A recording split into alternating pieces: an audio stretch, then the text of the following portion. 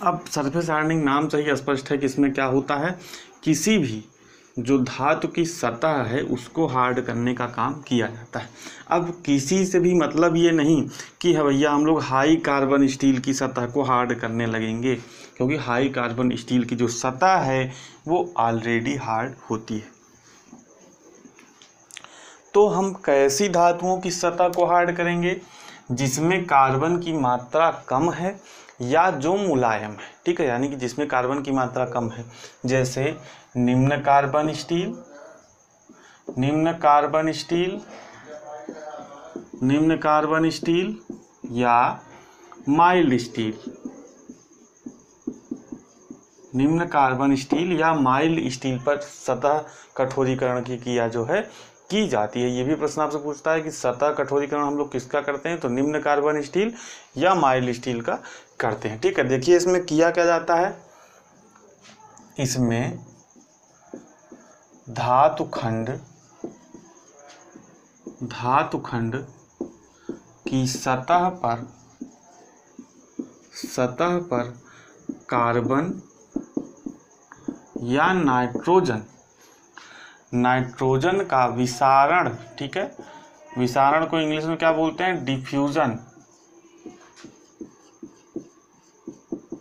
Diffusion करके सतह को कठोर किया जाता है, ठीक है, डिफ्यूजन करके सतह को कठोर किया जाता है, ठीक है। तो कौन कौन से प्रोसेस हैं, कैसे हैं, आइए हम लोग देखते हैं। अब देखिए जो सतह कठोरीकरण करने की क्या है, कई विधियां हैं या कई प्रोसेस हैं। उन प्रोसेस में देखिए सबसे पहला है हमारा कार्बुराइजिंग। देखिए हमको पढ़ना क्या है, कार्बुराइजिंग। कार्बुराइजिंग में 3 तरह की कार्बुराइजिंग होती है, पैक कार्बुराइजिंग, द्रव कार्बुराइजिंग और गैस कार्बुराइजिंग। इसके बाद जो सरफेस हार्डनिंग का दूसरा प्रोसेस है वो क्या होता है, नाइट्राइडिंग, ठीक है, नाइट्राइडिंग दूसरा प्रोसेस होता है। तीसरा प्रोसेस होता है साइनाइडिंग, ठीक है। चौथा प्रोसेस क्या होता है, फ्लेम हार्डनिंग। फ्लेम हार्डनिंग बहुत ही ज़्यादा यहाँ से प्रश्न बनते हैं, सभी चीज़ों से प्रश्न बनते हैं, जो मतलब पूरा टॉपिक ही है सतह कठोरीकरण का। 8 से 10 प्रश्न आपके यहाँ से बन सकते हैं। एक एग्जाम की बात नहीं कर रहा हूँ, यानी कि एग्जाम में तो आपका 1 ही 2 प्रश्न आएगा, लेकिन 8 से 10 महत्वपूर्ण प्रश्न इस पूरे चैप्टर से बनते हैं, 10 से 12, जो कि हर एग्जाम में पूछे जाते हैं, ठीक है। और 5वां हमारा हो गया इंडक्शन हार्डनिंग, इंडक्शन हार्डनिंग, ठीक है। तो अब आइए देखते हैं, शुरू करते हैं। सबसे पहले हम लोग क्या पढ़ेंगे, सबसे पहले हम लोग पढ़ेंगे कार्बुराइजिंग का प्रोसेस, ठीक है। समझ में आ रही है चीज़ें आपको कि इतनी चीज़ें हमको पढ़नी है, इतने प्रोसेस पढ़ने हैं, 5 प्रोसेस पढ़ने हैं। 5 प्रोसेस क्या है, सतह कठोरीकरण के प्रोसेस है।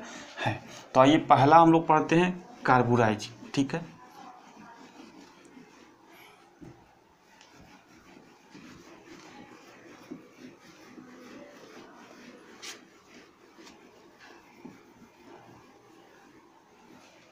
जल्दी जल्दी थोड़ा हम लोग पढ़ेंगे सभी चीज़ों को।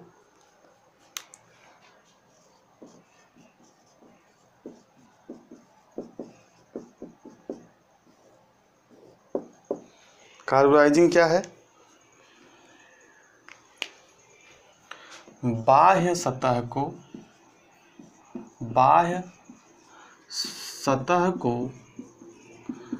कार्बन से युक्त करने की क्रिया, यानी कि बाह्य सतह को क्या करने की क्रिया, कार्बन से युक्त करने की क्रिया, ठीक है, कार्बुराइजिंग कहलाती है, कार्बुराइजिंग कहलाती है, ठीक है। यानी कि इसमें आपको पता है जैसे स्टील है, स्टील में हम लोग क्या करते हैं, कार्बन मिला दें तो स्टील हमारा क्या हो जाता है, कठोर हो जाता है।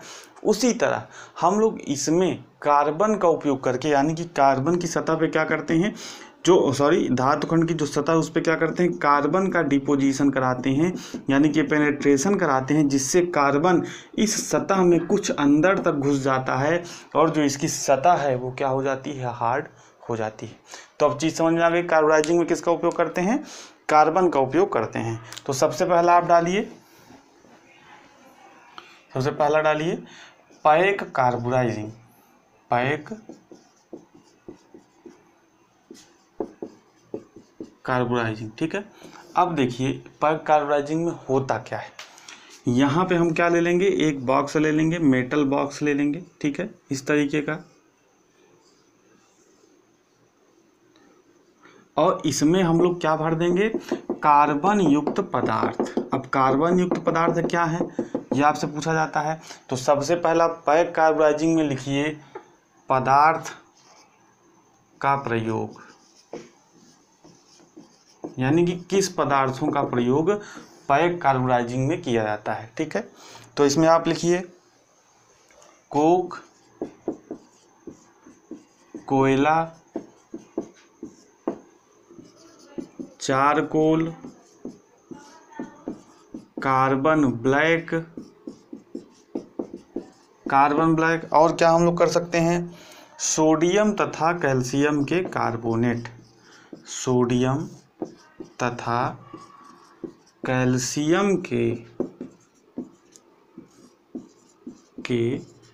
कार्बोनेट, ठीक है। एक और चीज़ लिख दीजिए मोलासेस, ठीक है, ये भी एक पदार्थ है हमारा, ठीक है। तो देखिए इन पदार्थों को हम लोग क्या करेंगे, यानी कि ये जो हमारा ये जो चीज़ें रहेंगी, पदार्थ रहेंगे कार्बन युक्त, चूरे के फॉर्म में, पाउडर के फॉर्म में रहेंगे, उसमें हम लोग क्या कर देंगे, इस बॉक्स में इसको भर देंगे। यहाँ पे आप लिख लीजिए कार्बन युक्त पदार्थ, ठीक है।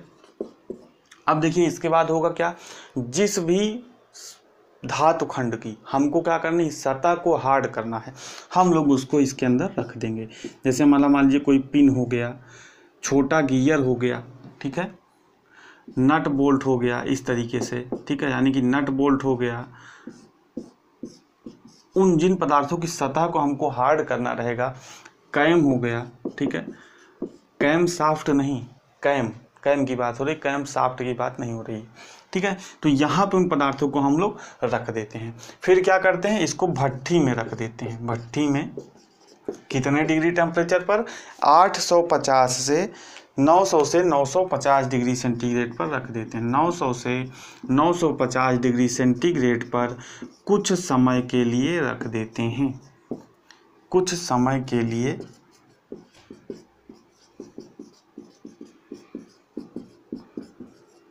रख देते हैं, ठीक है। तो देखिए सबसे पहले पैक कार्बोराइजिंग होता क्या है, एक मेटल बॉक्स लेंगे, उसमें इन कार्बन युक्त पदार्थों को भरेंगे, और जो भी पदार्थ को हमको सरफेस हार्डनिंग करनी रहेगी उसको इसमें रख देंगे। उसके बाद भैया भट्ठी में रख देंगे, कितने डिग्री सेंटीग्रेड पर, 900 से 950 डिग्री सेंटीग्रेड पर। इससे होगा क्या कि जो इस पदार्थ में कार्बन है, आप देखिए कोक है, कोयला है, सब क्या है, कार्बन ही तो है। इसमें क्या है, कार्बन के अंश हैं, चारकोल में कार्बन है, कार्बन ब्लैक में कार्बन है, सोडियम तथा कैल्शियम के कार्बोनेट, आप सोडियम का फार्मूला देखिए, सोडियम कार्बोनेट का Na2CO3 होता है, तो यहाँ पे भी कार्बन है।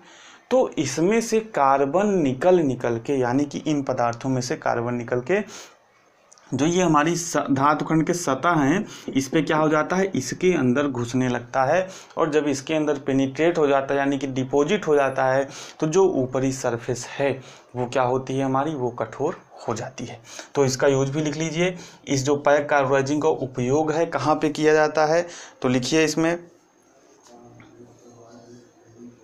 छोटे पार्ट्स जैसे gear, pin, nut bolt, cam आदि को आदि की सतह हार्ड करने में, आदि की सतह हार्ड करने में इसका उपयोग, पैक कार्बोराइजिंग का उपयोग किया जाता है। तो पैक कार्बोराइजिंग आपको समझ में आ गया। अब आइए आगे बढ़ते हैं। जो कार्बोराइजिंग का दूसरा प्रोसेस है वो क्या है, वो है हमारा लिक्विड कार्बोराइजिंग, ठीक है। यहाँ पे आप एक और चीज़ लिख लीजिए, यहाँ पे ऐसे स्टार लगा के लिख लीजिए, इससे धातुखंड की सतह हाई कार्बन स्टील की तरह हार्ड हो जाती है, जिसमें क्या होता है, 0.8 से 1.2% कार्बन होता है। तो ये चीज़ भी आप नोट लगा के लिख लीजिए। यानी कि स्पाइक कार्बोनाइजिंग की वजह से जो बाहरी सतह है वो हाई कार्बन स्टील की तरह हो जाती है और उसमें कार्बन की मात्रा कितनी होती है, 0.8 से 1.2 तक होती है। अब आइए जल्दी से पढ़ते हैं अगले जो कार्बोनाइजिंग प्रोसेस की तरफ, क्योंकि हमारा जो है ये टॉपिक थोड़ा सा लंबा है। गैस कार्बोनाइजिंग और इसके बाद हम लोग देखेंगे, इसके बाद द्रव कार्बोनाइजिंग, इसके बाद लास्ट में हम लोग देखेंगे गैस कार्बोनाइजिंग और उसके बाद बढ़ेंगे हम लोग अपने अगले प्रोसेस की तरफ जो कि हमारा क्या है, नाइट्राइटिंग। ठीक है, तो थोड़ा जल्दी जल्दी करेंगे क्योंकि काफ़ी चीज़ें हमको पढ़नी है।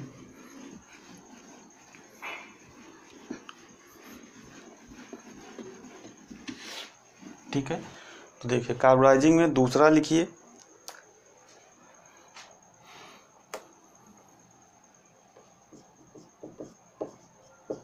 द्रव कार्बोनाइजिंग। ठीक है, अब देखिए इसमें होता क्या है, जल्दी से लिखिए।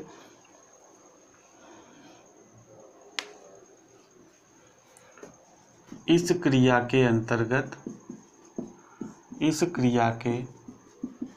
अंतर्गत धातु खंडों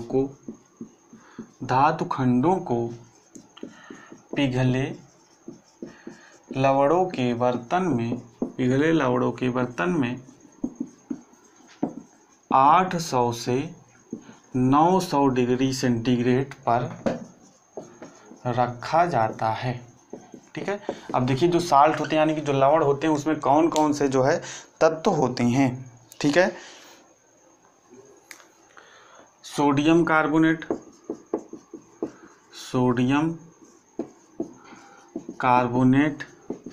कितना होता है, 80%। सोडियम क्लोराइड कितना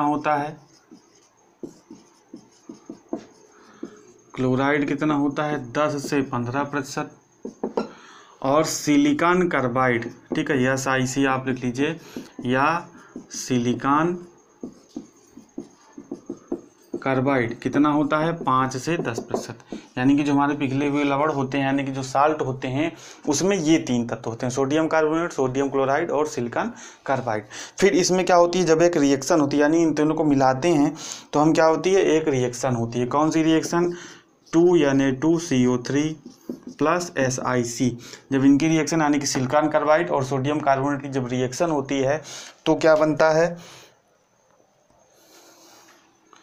Na2SiO3 प्लस Na2O और हमारा क्या बनेगा, प्लस 2CO प्लस C। और यही कार्बन ही तो हमको चाहिए जो क्या हो, जो धातु खंड की सतह में जाए, अंदर पेनिट्रेट हो और हमारी धातु सतह को क्या कर दे, धातु सतह को हार्ड कर दे। तो समझ में आया, इसी जो कार्बन बनता है इसी का उपयोग हम लोग क्या कर लेते हैं, जो भी हमारा धातु खंड है उसको हार्ड करने में कर लेते हैं। ठीक है, तो तीसरा देखिए, तीसरा है हमारा गैस कार्बोनाइजिंग। गैस, बहुत ही अच्छी चीज़ें पढ़ा रहा हूँ, बहुत ही डिटेल में चीज़ें पढ़ा रहा हूँ, ऐसे कोई आपको पढ़ाएगा नहीं इस तरीके से। ठीक है, एक बार आप पढ़ लेंगे आपको सभी चीज़ें क्या हो जाएंगी, कंठस्थ हो जाएंगी।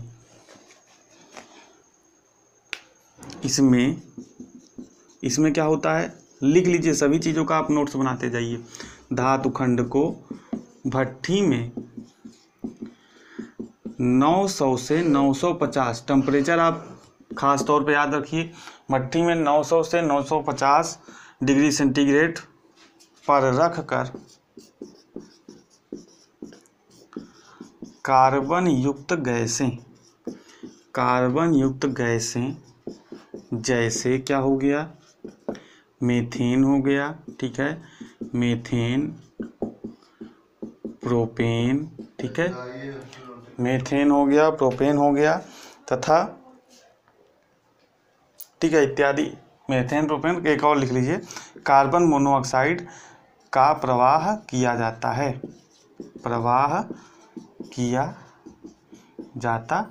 ठीक है, तो जब कार्बन युक्त गैसों को प्रवाह किया जाएगा तो 900 डिग्री से 950 डिग्री सेंटीग्रेड पर उनका विघटन होगा और उस विघटन के कारण जो कार्बन बनेगा वो धातु खंड की सतह में जाएगा और हमारी धातु क्या हो जाएगी, हार्ड हो जाएगी। सिंपल चीज़ें हैं, समझ में आ रही हैं। अब आप यहाँ पे एक तीसरे, इसी में आप नोट लगा के लिख लीजिए ठीक है। यहाँ पे जो गैस कार्बोनाइजिंग है इसमें नोट लगा के लिख लीजिए।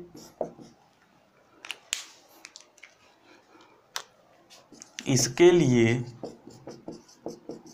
एलपीजी यानी कि लिक्विड पेट्रोलियम गैस का प्रयोग नहीं किया जाता है, नहीं किया जाता है।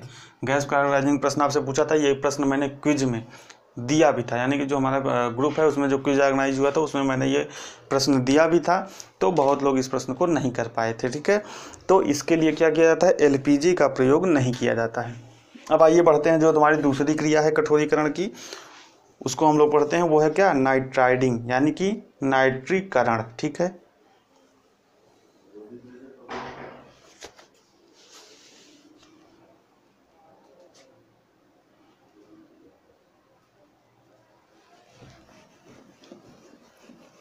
दूसरा हेडिंग डालिए। जैसे कि मैंने अभी आपको बताया था ना क्या क्या पढ़ना है हम लोग को, कार्बोनाइजिंग पढ़ना है, नाइट्राइडिंग, साइनाइडिंग, उसके बाद फ्लेम हार्डनिंग और इंडक्शन हार्डनिंग। ठीक है, ये सब छोटे छोटे टॉपिक हैं, कोई बहुत ज़्यादा लंबा नहीं, बस नाम है इनके बस, लेकिन आप एक बार पढ़े रहेंगे तो प्रश्न पूछेगा तो आप प्रश्न को कर ले जाएंगे। ठीक है, ग्रुप जरूर ज्वाइन करें, टेलीग्राम ग्रुप जरूर ज्वाइन कर लीजिए। ठीक है,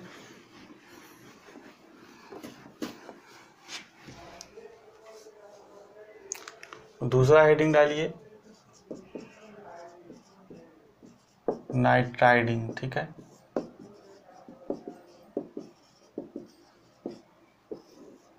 इसमें लिखिए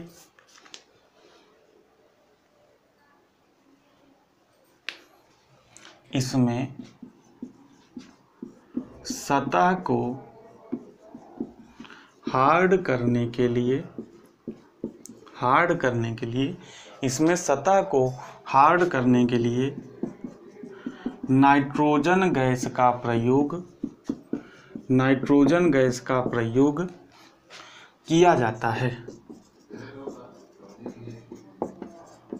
जाता है। इसमें क्या होती है, लिखिए इसमें सुपर हार्ड सतह प्राप्त होती है। सुपर हार्ड सतह प्राप्त होती है, यानी कि जो कार्बोनाइजिंग से हमको सतह प्राप्त होगी उससे भी ज़्यादा कठोर सतह आपको इसमें प्राप्त होगी, यानी कि सुपर हार्ड सतह प्राप्त होती है।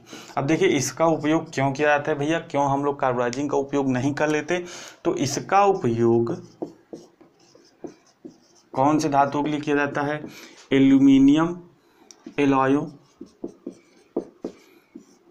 तथा स्टील जिसमें क्या हो, एल्यूमिनियम की मात्रा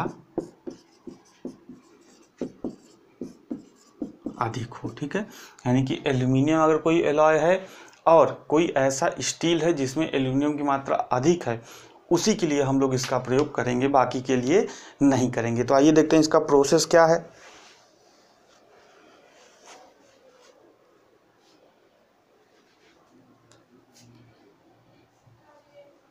यहाँ पे आप हेडिंग डालिए प्रोसेस।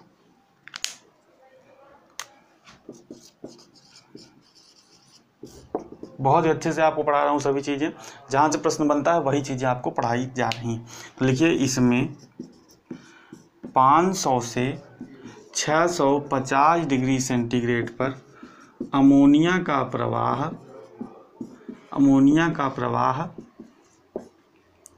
कार्यखंड पर किया जाता है।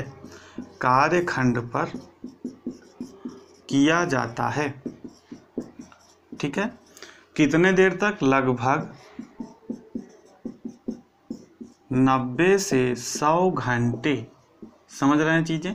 ठीक है, ये आपके लिए बहुत इंपॉर्टेंट है, समय बहुत इंपॉर्टेंट है कि लगभग अमोनिया का प्रवाह किया जाता है कितनी देर तक, लगभग 90 से 100 घंटे पर, जिससे क्या हो जाता है, जिससे अमोनिया का विघटन हो जाता है, किसमें, नाइट्रोजन और हाइड्रोजन में, H2 में हो जाता है। ठीक है। कुछ लोग को हो सकता है अमोनिया का फार्मूला ना पता हो, तो अमोनिया का फार्मूला क्या होता है, NH3, ठीक है। NH3 को हमने प्रवाहित किया कितने डिग्री सेंटीग्रेड पर, 500 से 650 डिग्री सेंटीग्रेड पर, तो क्या हो गया, किसमें टूट जाएगी, N2 प्लस H2 में, ठीक है। या तो N प्लस H2 में क्या हो जाएगी, टूट जाएगी, सॉरी यहाँ पे 2N हो जाएगा और यहाँ पे 3H2 हो जाएगा, ठीक है। तो इस तरीके से जब ये टूट जाएगी तो जो यहाँ पे नाइट्रोजन बनेगा, मैंने अभी आपको शुरू में लिखा है एक सतह को हार्ड करने के लिए नाइट्रोजन गैस का प्रयोग करते हैं, और यहाँ पे क्या बना, यहाँ पे बना नाइट्रोजन। यही नाइट्रोजन तो धातु की सतह है, ऊपरी सतह है, उसमें डिपोजिशन हो जाएगा, पेनेट्रेशन हो जाएगा, डिफ्यूजन हो जाएगा, जो भी आप बोल लीजिए, और धातु की सतह क्या हो जाएगी, सुपर हार्ड सतह हमको प्राप्त हो जाएगी, ठीक है। तो ये समझ में आ गया आपको। अब इसका देखिए एडवांटेज डिसएडवांटेज जैसे सुन लीजिए। एडवांटेज क्या है इसका, कि बहुत ही सुपर हार्ड सतह हमको जो है प्राप्त होती है इसमें, ठीक है। यानी कि जो कार्बोराइजिंग से हम लोग सतह नहीं प्राप्त कर सकते हैं, वो इसमें सतह प्राप्त होती है, कठोरता अधिक होती है, और ये प्रोसेस करने के बाद धातु में कोई ऐंठन नहीं होती है, यानी कि कोई मरोड़ उत्पन्न नहीं होता है। अब इसका डिसएडवांटेज लिख लीजिए। अगर आप नोट्स में लिखना चाहें तो नोट्स को सुंदर बनाने के लिए आप लिख भी सकते हैं। अगर बात करें इसके डिसएडवांटेज की, तो सबसे पहला ये है, इसका डिसएडवांटेज ये है कि यह विधि बहुत ही महंगी है। क्यों, क्योंकि भैया देखिए अमोनिया बनाना, फिर उसको प्रवाहित करना, फिर अमोनिया बनाना, फिर उसको प्रवाहित करना, आसान तो है नहीं अमोनिया बनाना, ठीक है। तो यह विधि क्या है, बहुत ही महंगी है। दूसरी क्या है, दूसरा इसका डिसएडवांटेज ये है कि ये जो है क्या है, बहुत ही स्लो प्रोसेस है। देखिए 90 से 100 घंटे तक, यानी कि लगभग 4 से 5 दिन लगातार हमको क्या करना पड़ेगा, इसमें अमोनिया का प्रवाह करते रहना पड़ेगा, तब जाके हमारी ये सतह जो है हार्ड होगी। तो ये विधि क्या है, बहुत ही धीमी है, बहुत ही महंगी है। और तीसरा डिसएडवांटेज क्या है कि कुछ ही एलायों के लिए या कुछ ही धातुओं के लिए इसका उपयोग किया जाता है।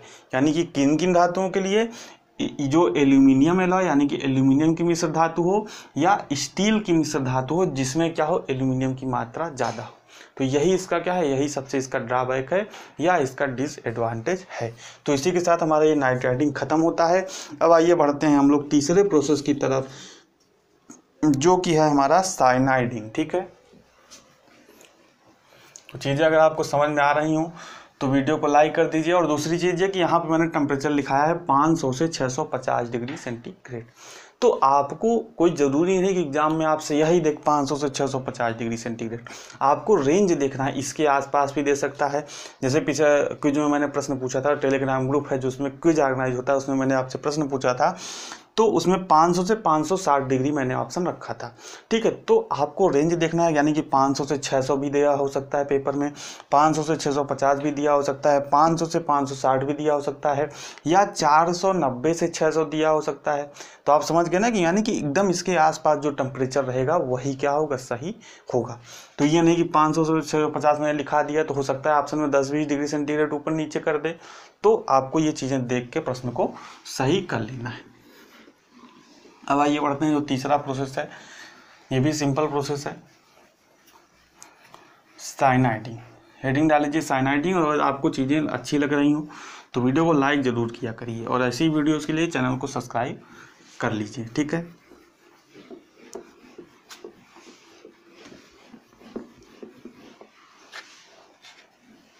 तीसरा हेडिंग डाल लीजिए साइनाइडिंग।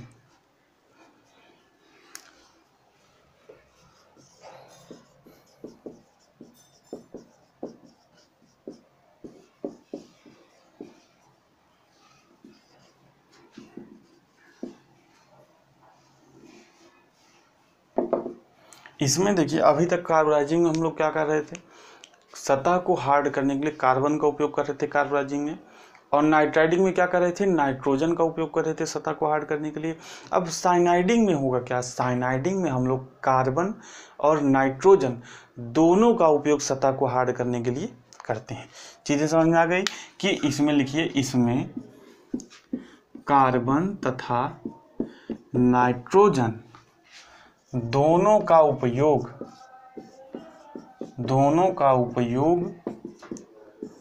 सतह को सतह को कठोर करने के लिए किया जाता है। समझ में आया? साइनाइडिंग में आपसे ये पूछ सकता है कि किसका उपयोग सतह को कठोर करने के लिए किया जाता है। कार्बन दे देगा, नाइट्रोजन दे देगा, दोनों दे देगा, इनमें से कोई नहीं। तो कार्बन तथा नाइट्रोजन दोनों का उपयोग सतह को कठोर करने के लिए किया जाता है। ठीक है, ये देखते हैं इसमें होता क्या है। सभी चीज़ों का आप नोट्स जरूर बनाइए।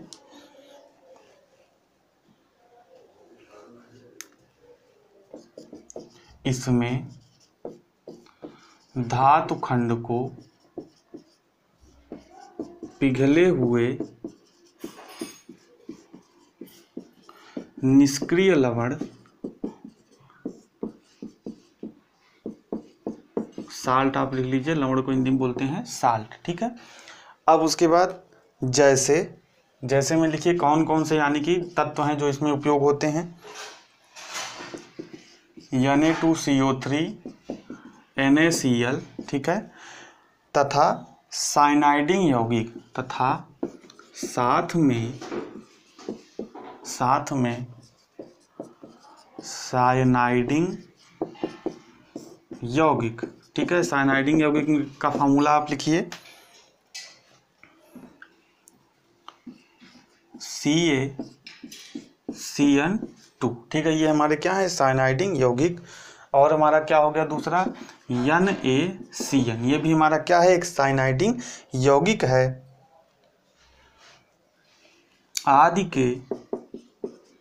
आदि का घोल 870 डिग्री सेंटीग्रेड पर। ये आपके लिए क्या है, महत्वपूर्ण चीज आ गई। टेम्परेचर कभी कभी क्या किया जाता है, पूछ लिया जाता है। ठीक है, 870 डिग्री सेंटीग्रेड तक कितनी देर तक गर्म करते हैं, 5 से 90 मिनट। टाइमिंग भी आपके लिए बहुत ही इंपॉर्टेंट है। 5 से 90 मिनट तक गर्म करते हैं। ठीक है, जिससे क्या होता है, जिससे नाइट्रोजन अलग होता है। इनमें देखिए नाइट्रोजन है, इसमें नाइट्रोजन है, ठीक है, इसमें देखिए नाइट्रोजन है, और इसमें क्या है, कार्बन है, और इसमें भी नाइट्रोजन है। ठीक है, तो इससे क्या होता है, कार्बन और नाइट्रोजन के कण निकलते हैं, अलग अलग रिएक्शन होती है, बनते हैं। जैसे भी मैंने आपको द्रव कार्बोराइजिंग में रिएक्शन करके दिखाया था, उसी तरह की रिएक्शन इसमें भी होती है। तो कार्बन अलग से कण बनता है और नाइट्रोजन का अलग से कण बनता है। दोनों कण क्या करते हैं, सरफेस में जाते हैं और हमारी धातु की ऊपरी सतह को क्या कर देते हैं, हार्ड कर देते हैं। और इसमें मोटाई जो प्राप्त होती है, यानी कि कितनी मोटाई तक जो सतह है वो हार्ड हो जाती है, ये कभी कभी आपसे पूछ लेता है। तो कितनी मोटाई तक, 0.13 mm से 0.5 mm तक सतह कठोर हो जाती है। सतह कठोर हो जाती है। ठीक है, तो देखिए 3 चीज़ें आपको, 4-5 चीज़ें आपको यहाँ पे याद रखनी है साइनाइडिंग से। कौन कौन सी, पहली तो सबसे ये कि इसमें कार्बन तथा नाइट्रोजन दोनों का उपयोग होता है सरफेस हार्डनिंग के लिए। दूसरी बात यह है कि इसमें किस तरह के साल्ट का उपयोग होता है, पहला जिसमें कार्बन हो, दूसरा साइनाइडिंग साल्ट का उपयोग होता है। तीसरा, यह क्रिया कितने तापमान पर की जाती है, तो 870। अब मैंने आपको पहले ही बताया कि 870 अगर आपको ऑप्शन में ना दिया रहे तो इसके आसपास आपको देखना है। जैसे 860 दे दिया, 880 दे दिया, समझ रहे हैं चीज़ों को, 850 दे दिया, लगभग 900 दे दिया, यानी कि इसके आसपास जो टेम्परेचर है आपको वो लेना है। और समय कितनी देर तक कितनी देर तक रखा जाता है, तो 5 से 90 मिनट तक रखा जाता है। और इसके द्वारा जो धातु खंड की सतह हार्ड होती है उसकी मोटाई कितनी होती है, तो 0.13 mm से 0.5 mm तक होती है। ठीक है, तो ये हो गया हमारा तीसरा साइनाइडिंग का प्रोसेस। आइए अब चौथा देखते हैं, सिंपल है, फ्लेम हार्डनिंग। ठीक है,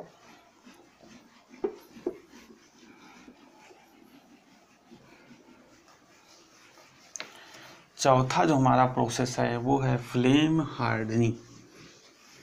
इसमें हम लोग धातु की सतह को हार्ड करने के लिए किसका उपयोग करते हैं, फ्लेम का उपयोग करते हैं।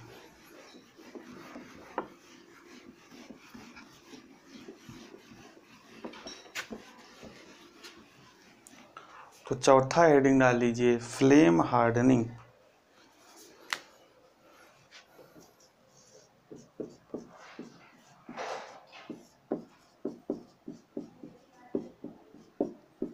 देखिए इसमें क्या होता है, सतह हमारी हार्ड कैसे होती है, आपको चीज़ें पता ही होंगी कि उसमें क्या जाए, उसमें कार्बन जाए, ठीक है।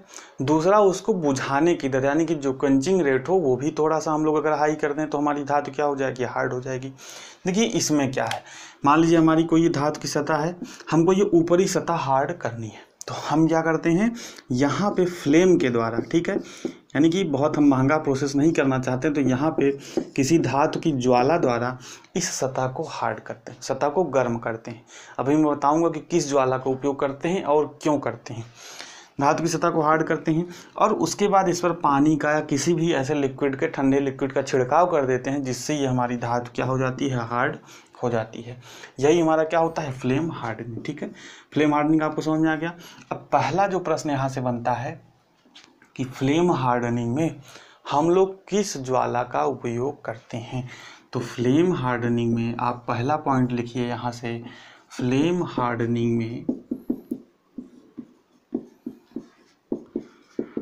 कार्बुराइजिंग फ्लेम, किस फ्लेम का उपयोग करते हैं, कार्बुराइजिंग फ्लेम का उपयोग करते हैं, ठीक है। अब देखिए क्यों करते हैं, मैंने आपको गैस वेल्डिंग में बताया है भैया कि 3 तरह की फ्लेम होती है। पहला होता है ऑक्सीडाइजिंग फ्लेम, दूसरा होता है कार्बुराइजिंग फ्लेम और तीसरा होता है न्यूट्रल फ्लेम। और ये ऑक्सीसिटिलीन वेल्डिंग में नाम से ही स्पष्ट है, हम लोग किसका उपयोग करेंगे, C2H2 और O2 का। और कार्बुराइजिंग फ्लेम में मैंने आपको क्या बताया था कि C2H2, यानी कि जो एसिटिलीन की मात्रा है वो ऑक्सीजन से ज़्यादा होती है, यानी कि 2:1 होगी, कुछ भी होगी, जो भी एसिटिलीन की मात्रा होगी वो ऑक्सीजन से ज़्यादा होगी। अब देखिए एसिटिलीन की मात्रा ज़्यादा तो कार्बन की मात्रा ज़्यादा, यहाँ पे क्या है, कार्बन है ना भैया, यहाँ पे कार्बन है ना, तो यही कार्बन कहाँ जाएगा, धातु की सतह में जाएगा। जब हम फ्लेम हार्डनिंग करेंगे किसकी सहायता से, कार्बुराइजिंग फ्लेम की सहायता से, तो यही जो फ्लेम से कार्बुराइजिंग है, यानी कि इसमें एसिटिलीन है, जो हमारी ज्वाला है उसमें एसिटिलीन है, और एसिटिलीन का फार्मूला क्या होता है, C2H2, यानी कि C2H2 में क्या है, कार्बन है, और यही कार्बन धातु की सतह पे जाके क्या हो जाएगा, डिपॉजिट हो जाएगा, थोड़ा बहुत अंदर चला जाएगा, और जब हम उस पर पानी का छिड़काव करेंगे तो वो सतह और हार्ड हो जाएगी। तो पहला प्रश्न आपसे पूछता है कि कार्बुराइजिंग फ्लेम हार्डनिंग में किस ज्वाला का उपयोग करते हैं, तो फ्लेम हार्डनिंग में कार्बुराइजिंग ज्वाला का उपयोग करते हैं। दूसरा प्रश्न, ये क्रिया मीडियम कार्बन स्टील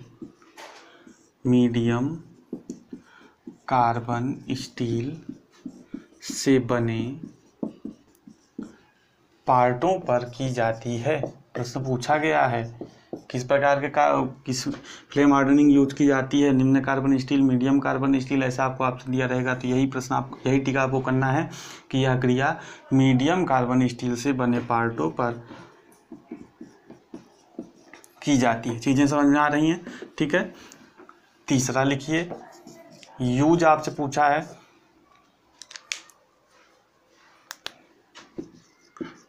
लेथ, चलिए लेथ का नाम आ गया, अगला चैप्टर हम लोग लेथ का ही पढ़ने वाले हैं। लेथ बेड वेज की हार्डनिंग में की सरफेस हार्डनिंग में,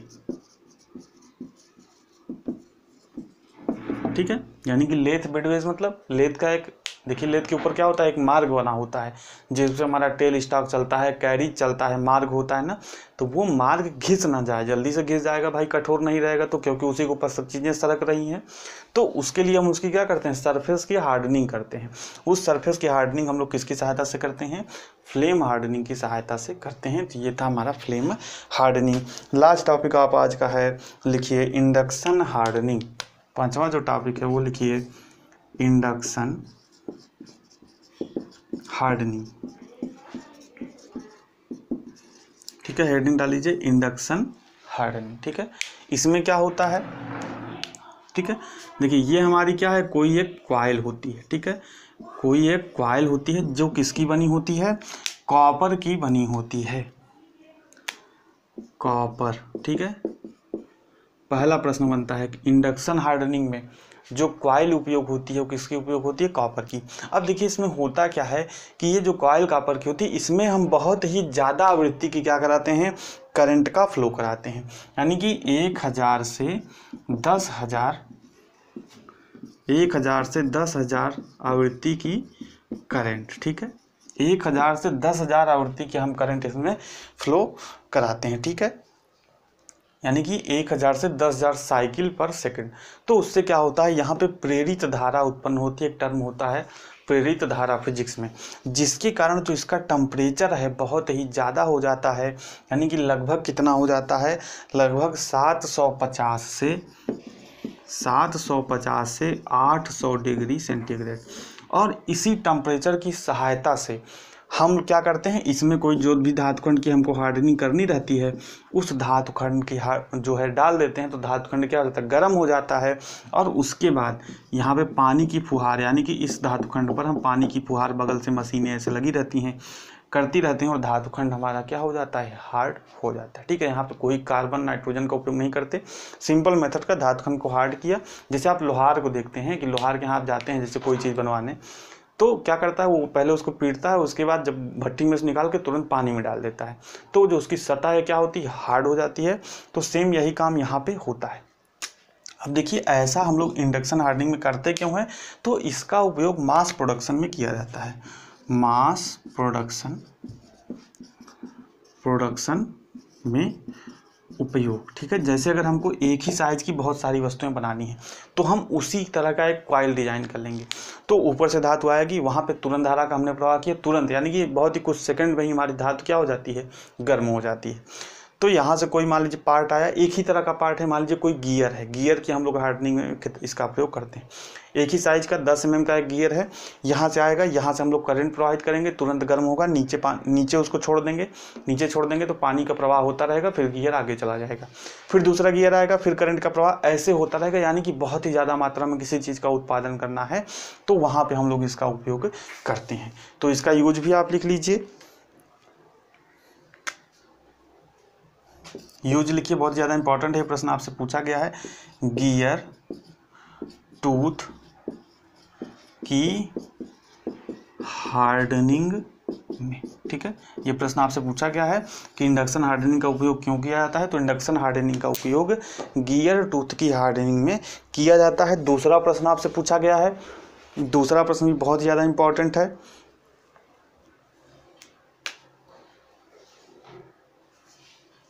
आपसे पूछा है कि किस प्रकार के हार्डनिंग के लिए उपयुक्त है, यानी कि किस पदार्थ की हार्डनिंग के लिए उपयुक्त है? तो 0.3 से 0.7 कार्बन स्टील की हार्डनिंग के लिए उपयुक्त है, ठीक है। यह प्रश्न भी आपसे पूछा गया है कि इंडक्शन हार्डनिंग किस तरह के पदार्थ के लिए उपयुक्त है? तो इंडक्शन हार्डनिंग 0.3 से 0.7 कार्बन स्टील की हार्डनिंग के लिए उपयुक्त है। और आप दिमाग लगाएंगे तो मैंने आपको 3 तरह के, जब मैंने स्टील के प्रकार और आयरन के प्रकार आपको पढ़ाए थे तो 3 तरह के प्रकार पढ़ाए थे। प्लेन कार्बन स्टील में 3 भागों में हम लोग डिवाइड किया था, low carbon steel, medium carbon steel और हाई कार्बन स्टील। वहाँ पे मैंने आपको मीडियम कार्बन स्टील में बताया था कि कार्बन की मात्रा कितनी होती है, 0.3 से 0.75% तक होती है।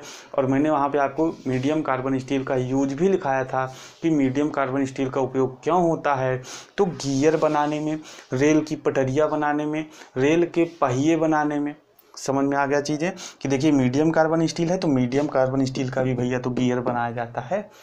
तो अगर आपसे पूछ ले कभी कि अगर रेल के पहिए हैं उसको हार्ड करने में किस हार्ड प्रोसेस का प्रयोग किया जाता है, तो आप क्या बता सकते हैं कि इंडक्शन हार्डनिंग का उपयोग किया जा सकता है, ठीक है। तो इसी के साथ हमारा जो ये सरफेस हार्डनिंग का प्रोसेस है, यानी कि सतह कठोरीकरण का प्रोसेस है, वो ख़त्म होता है। अब मैंने आपको कुछ चीज़ें कही थी कि धातु के जो सूक्ष्म घटक हैं, कण हैं, जैसे मैंने आपको बताया था, मार्टेनसाइट बताया था पिछले लेक्चर में, पियरलाइट बताया था, फेराइट, अस्टेनाइट, ये सभी चीज़ें बताई थी। तो उससे देखिए प्रश्न बहुत कम बनता है, ठीक है। तो अगर आप लोग कमेंट करेंगे तो मैं उसको पढ़ा दूंगा, नहीं तो मैं एक प्रॉपर नोट्स उस पर बना के या जो PDF फॉर्म में जो धातु के सूक्ष्म घटक हैं उनका जो PDF आपको टेलीग्राम ग्रुप में दे दूंगा, तो आप जाके वहाँ से पढ़ लीजिएगा, ठीक है। तो नेक्स्ट लेक्चर जो रहेगा, हम लोग 8 चैप्टर हमारे ख़त्म हो चुके हैं, तो इसी के साथ 8 चैप्टर हमारे ख़त्म हुए। 9वां चैप्टर हम लोग का लेथ का है, तो लेथ हम लोग पढ़ेंगे, नेक्स्ट लेक्चर से शुरू करेंगे। तो 3-4 लेक्चर में मैं लेथ को ख़त्म करने की प्रॉपर तरीके से कोशिश करूँगा। तो वीडियो पसंद आया तो लाइक कर दीजिए, और चैनल को सब्सक्राइब नहीं किया तो ज़रूर कर लीजिए, ताकि आगे आने वाले वीडियोज़ की नोटिफिकेशन आपको मिलती रहें। हम लोग